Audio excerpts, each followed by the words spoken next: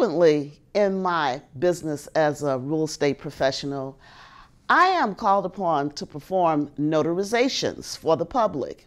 As a matter of fact, a notary is under an obligation to perform a notarization when requested unless there is some compelling reason why they cannot.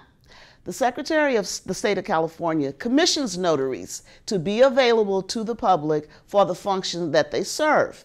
Now, my experience has been that many people don't understand what a notary is. And they come into my office and they request notaries, and I've often thought I could actually take the document, burn it, grind it into a powder, put it in a bag, and hand it back to them and tell them it had been notarized, for as much as they actually know what a notarization is. So what I want to talk to you about this morning is what a notarization is and what it is not. The general public believes that a notarization is when a notary applies his or her seal to a document, but that's not true. That is not a notarization. There are actually two kinds of notarizations that are done primarily.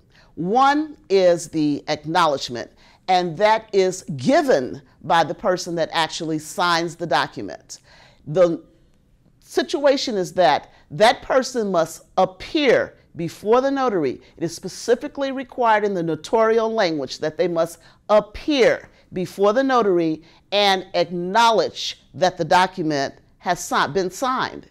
People frequently think they have to sign the document in front of the notary when the notary takes the acknowledgement, but that is not true. You can sign it anywhere, but you must appear before the notary and acknowledge that you signed the document, whether you signed it there in front of the notary or whether you signed it at home before you came in to the notary and presented the document for notarization.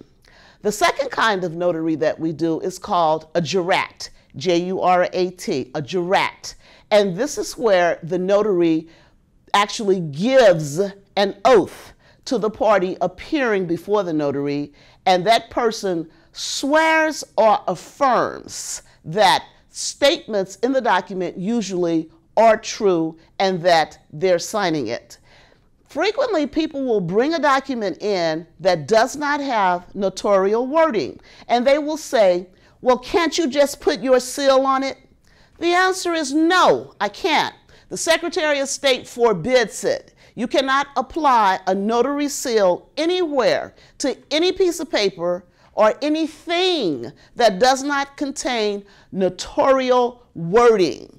And that wording varies from whether or not the notary is receiving or taking an acknowledgement or if the notary is giving an oath. Revisiting the oath can be just as simple as I, John Mary, or I, John Doe, do affirm that the statements contained are true. But the most important aspect of that notarization is that an actual oath may be taken.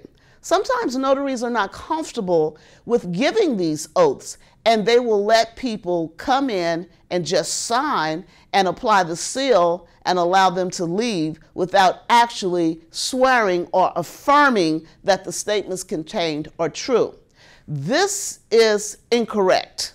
So if you ever have a document and as you're reading through what's required from you, you must be certain that all aspects of the notarization are complied with in order for it to be valid. Now, I want to tell you, any document that is going to be recorded and going to become a part of the public record must be notarized. There must be no question later on as to whether or not you actually signed it. And a lot of this is the function of the notary, to identify the signer. When you appear before the notary, you must have valid identification. unless the notary knows you personally. And then a lot of notaries aren't even comfortable with having known you and associated with you for a long period of time to even take the notarization at that time without you providing identification. So when you go to have a document notarized in the future, make certain that you bring your identification, and it must be valid. What is valid?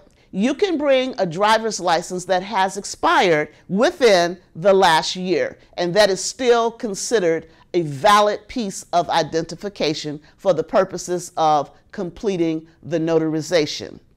To recap, I want you to understand there are two types of notarizations. One is the acknowledgement, and that is received by the notary because you're going to give it. You're going to appear before the notary and you're going to acknowledge that you signed a document. You're going to identify yourself and you're going to acknowledge that you signed it. Whether you signed it in front of the notary or whether you signed it prior to arriving there, it must be signed and the document must be complete, and then the notary can complete the notarial language and apply the seal.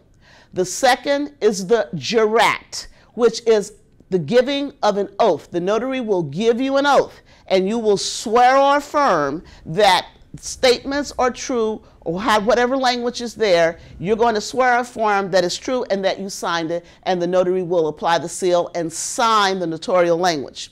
A notary cannot apply a seal to any document that does not have notarial wording already on it. The Secretary of State forbids it.